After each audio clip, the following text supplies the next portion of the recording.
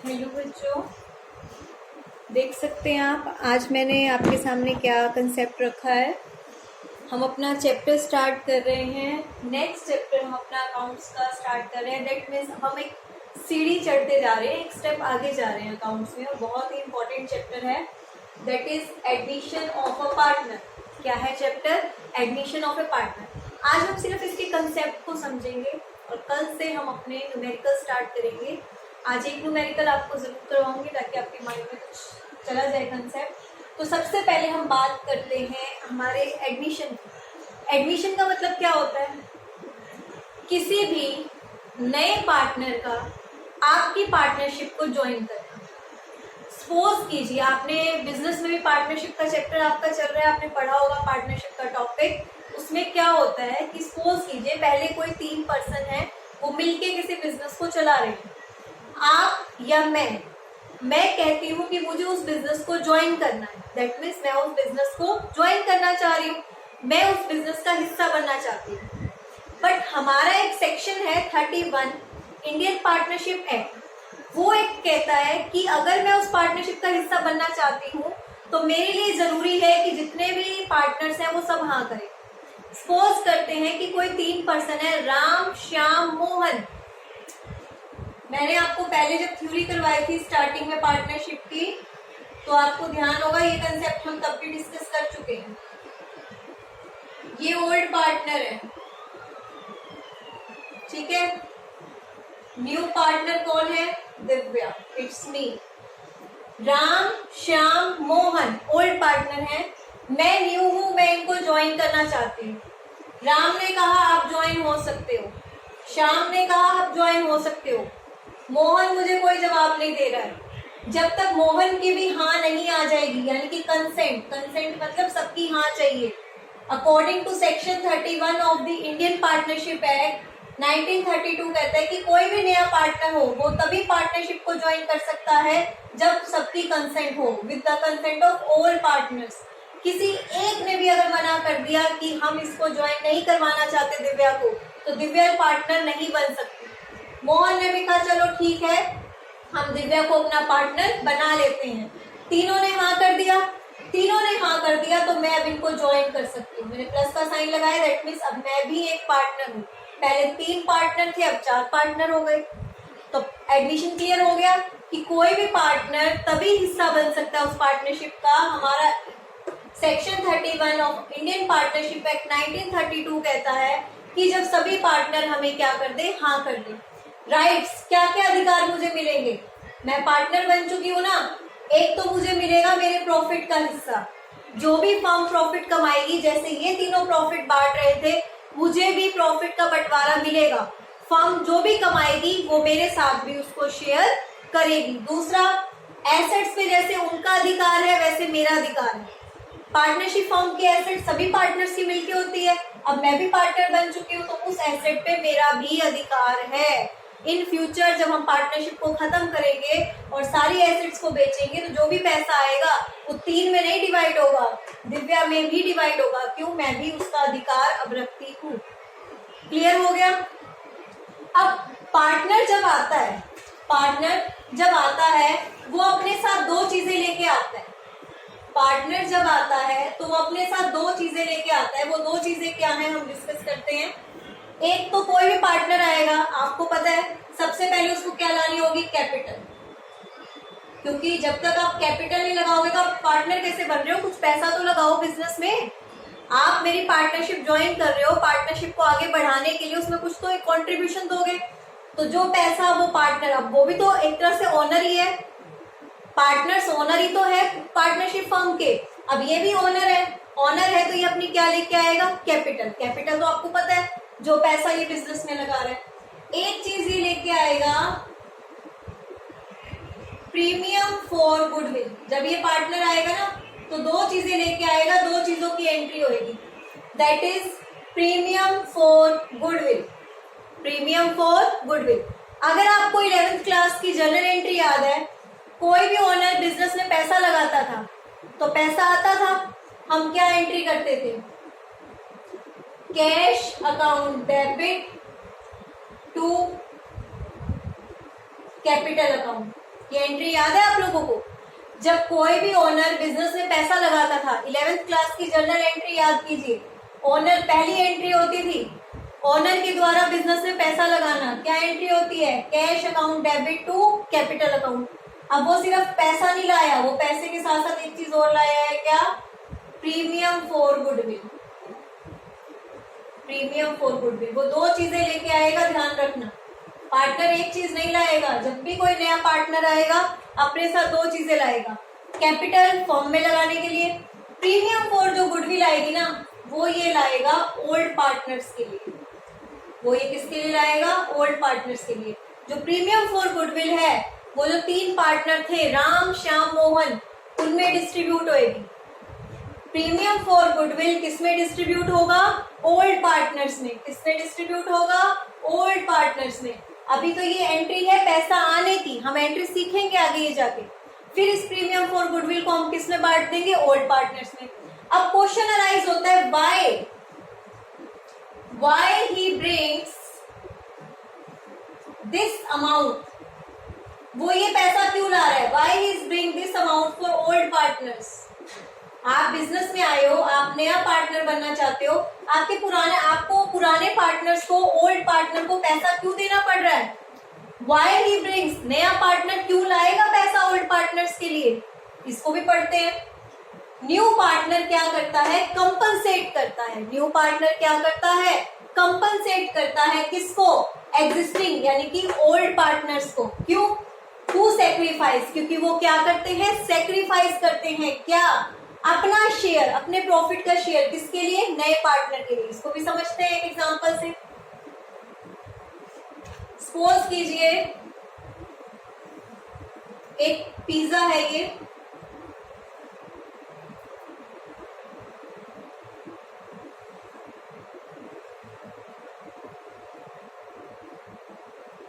इसके टोटल कितने पीस हैं? 1 2 3 4 5 6। कितने पीस हैं इसके? 1 2 3 4 5 6। हम ये क्वेश्चन पढ़ रहे हैं, why he brings the amount to the old partner, कि वो पैसा क्यों लेके आते हैं। क्वेश्चन आपने समझ लिया, आंसर समझते हैं। सपोज कीजिए पार्टनर है राम, श्याम, मोहन, 3:2:1। एक पिज्जा के 6 पीस हैं, जिसमें से 3 पीस तो मिलते हैं राम को हमेशा, 2 पीस लेता है श्याम और 1 पीस लेता है मोहन। दिव्या आ गई। कौन आ गई? दिव्या। दिव्या के आने से क्या हुआ? अब इस पिज्जा के कितने हिस्से करने पड़ेंगे मुझे? एक पिज्जा के पहले 6 हिस्से हुए थे, अब इस पिज्जा के हिस्से छोटे छोटे हो जाएंगे। पहले एक एक स्लाइस इतनी जा रही थी ना, अब पिज्जा को और बांटना पड़ेगा क्योंकि दिव्या भी लेगी। अब आपको इतना हिस्सा नहीं मिलेगा। अब हम सपोज करो इसके छोटे छोटे हिस्से कर देते हैं।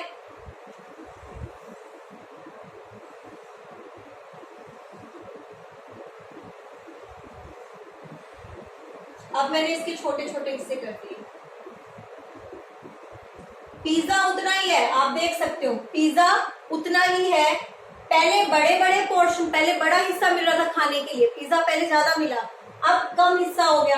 अब ये देखना है किसको कितना मिलेगा। अब हम 3 पार्टनर्स में डिवाइड कर रहे हैं, तो हम 4 पार्टनर्स में, सॉरी चलो चारों का करते हैं।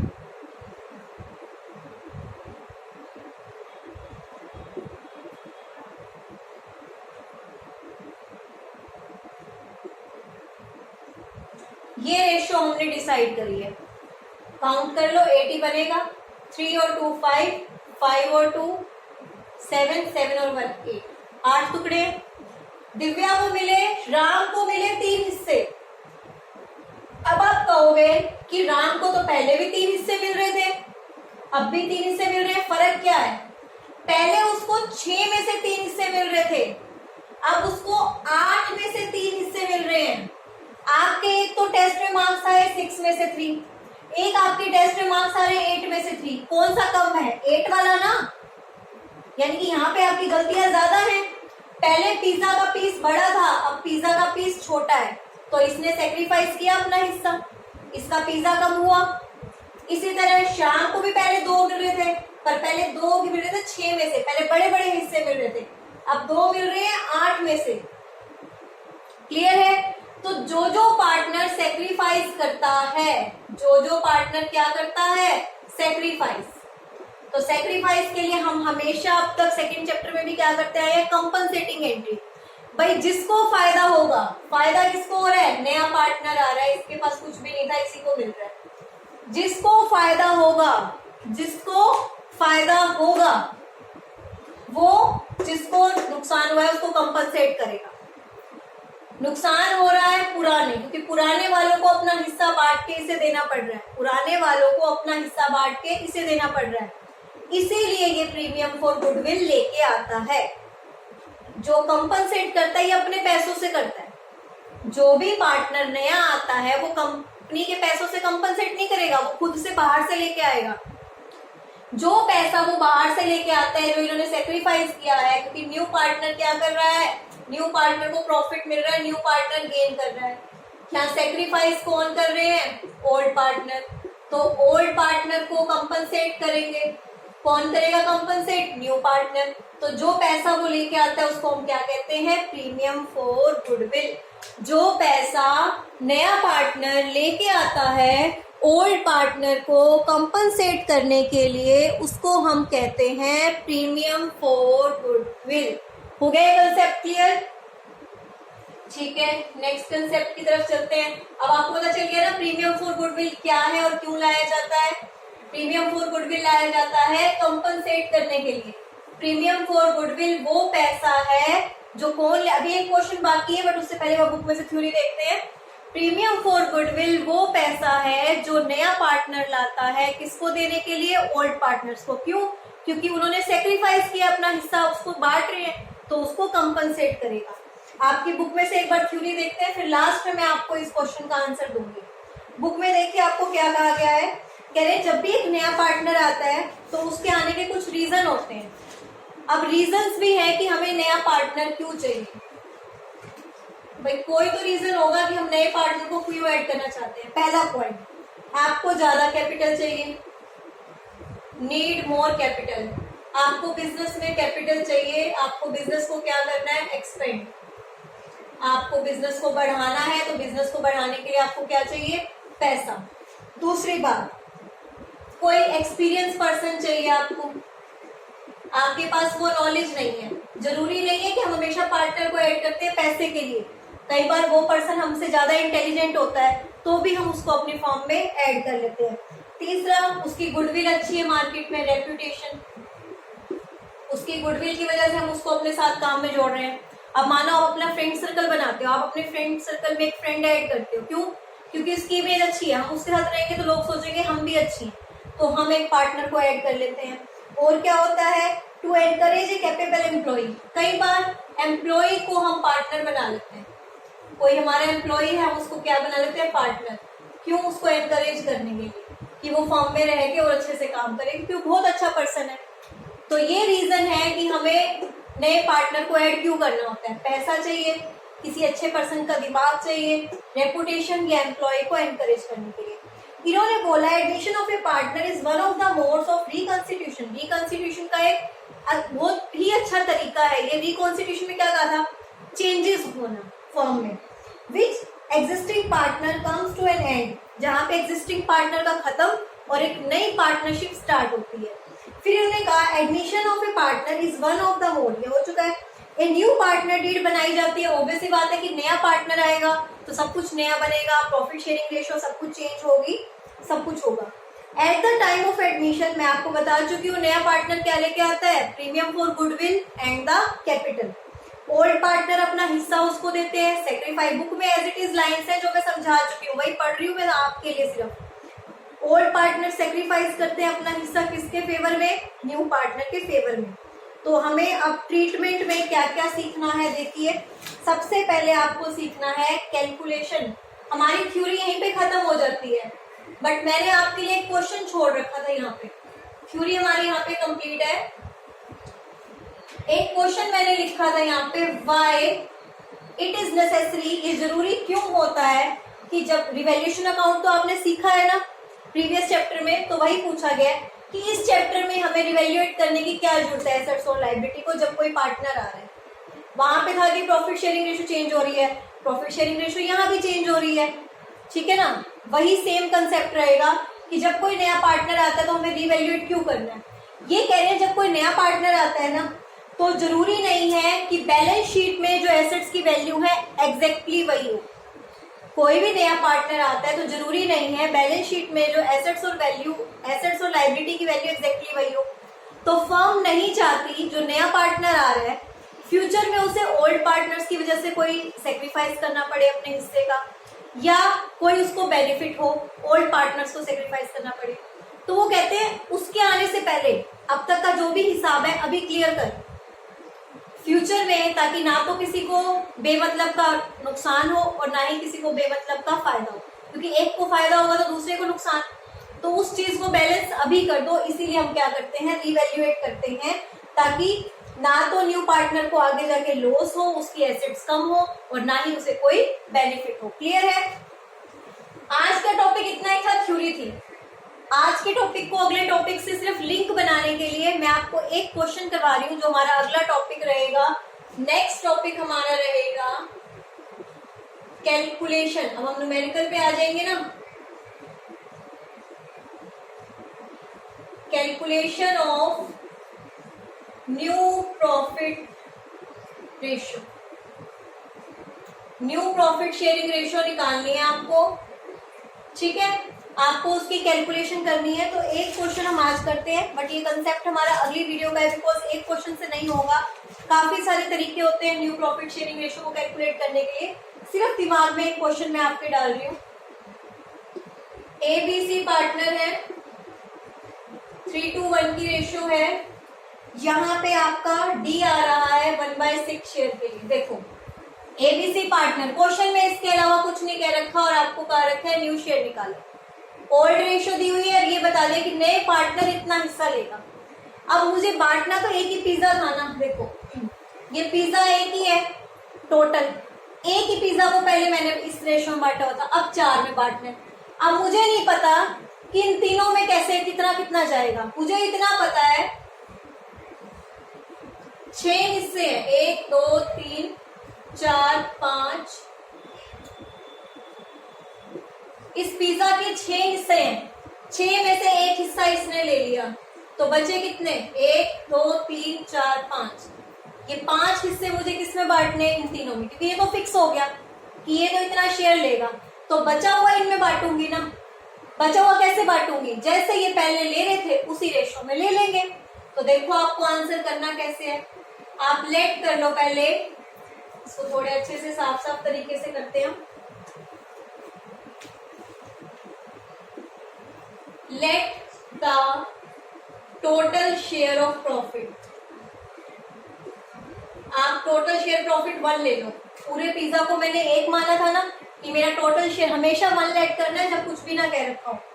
अच्छा डी का शेयर कितना है, डी का शेयर तो फिक्स्ड है कि इसने लेना है 1/6।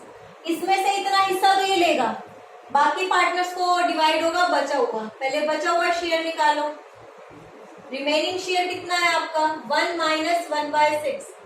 एलसीएम लेना आता है, 6 × 6 कितना आ गया 5/6। अब ये 5/6 मुझे किसमें डिवाइड करना है। मैंने कहा ना ये जो 5 टुकड़े पिज्जा के बचे हुए हैं ये किसमें बटेंगे, दूसरे पार्टनर से बटेंगे। तो निकालो, ए का नया शेयर निकालो, ए न्यू शेयर, फिर बी न्यू शेयर, फिर सी न्यू शेयर। बचा हुआ हिस्सा कितना है 5/6।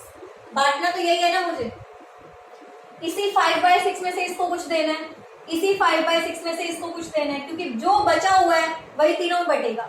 कुछ नहीं कह रखा तो हम ओल्ड रेशो में बांट देते हैं, कुछ नहीं कह रखा हो तो हम ओल्ड रेशो। ए का पहले हिस्सा कितना था 3/6, उसी का 5/6 का 3/6 मिल जाएगा।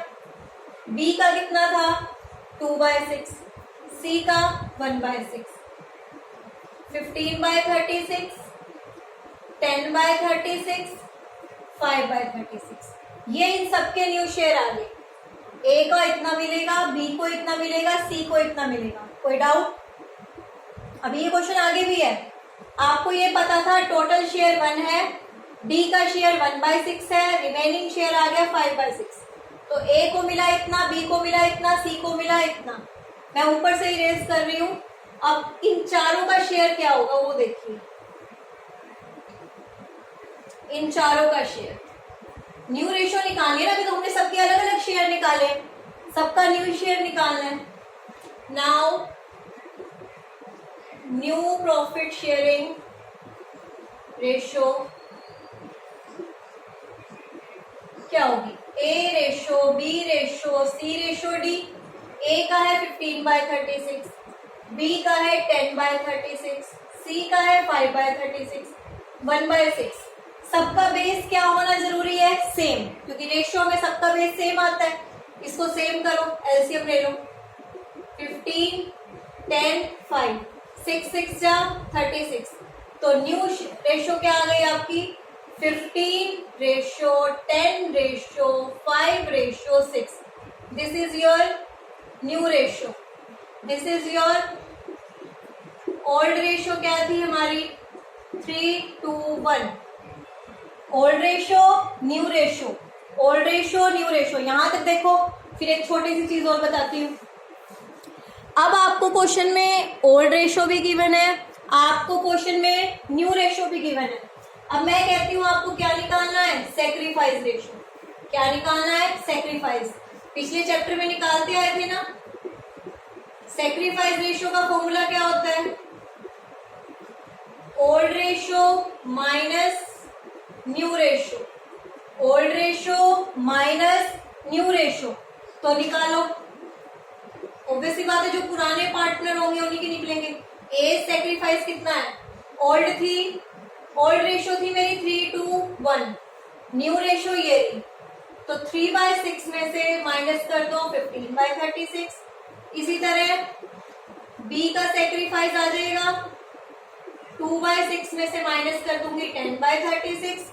इसी तरह से सी का सेक्रीफाइस आ जाएगा, 1/6 में से माइनस कर दूंगी 5/36। यहां तक देखो, कोई डाउट हो तो। ये न्यू रेशियो निकालना आ गया था ना, ओल्ड रेशियो में से जो ऊपर न्यू रेशियो निकली है मैंने उसको माइनस कर दिया। माइनस करके देखिए आपका क्या आंसर आएगा इसमें। मैंने आपको न्यू रेशियो में निकालने सिखा दी, और जब ओल्ड और न्यू रेशियो हो तो सेक्रीफाइस आ जाएगा। इसका एलसीएम ले लीजिए, 6 6 जा 36, 6 आया, 6 3 जा 18।